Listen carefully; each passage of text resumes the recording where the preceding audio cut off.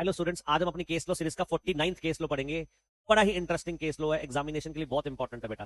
Case लो का नाम है Miss Nandita Jain versus Bennett Coleman and Company Limited. हुआ क्या था, क्या minor being transferee share acquire कर सकता है? तो सुनो ध्यान से, ये डिसाइड हुआ था कंपनी लॉ बोर्ड द्वारा, जो आज एनसीएलटी है, कि अगर माइनर मेंबर बनना चाहता है तो माइनर जब शेयर एक्वायर कर रहा है तो माइनर के बिहाफ पर बेटा वो लॉफुल गार्जियन उस एग्रीमेंट को साइन करे। और दूसरी बात, जब माइनर शेयर एक्वायर कर रहा है वो शेयर फुली पेड अप हो। और तीसरी बात, माइनर अगर ट्रांसफर ही है तो कंपनी इस ग्राउंड पर रिफ्यूज नहीं कर सकती शेयर ट्रांसफर के लिए कि कंपनी के शेयर माइनर एक्वायर कर रहा है। मैं आपको दोबारा से तीन बातें कंक्लूजन में बताऊंगा, क्या माइनर के नाम पर शेयर रजिस्टर्ड हो सकते हैं। तीन बातें याद रखना इस केस लॉ के बेटा, Miss Nandita Jain versus Bennett Coleman and Company limited.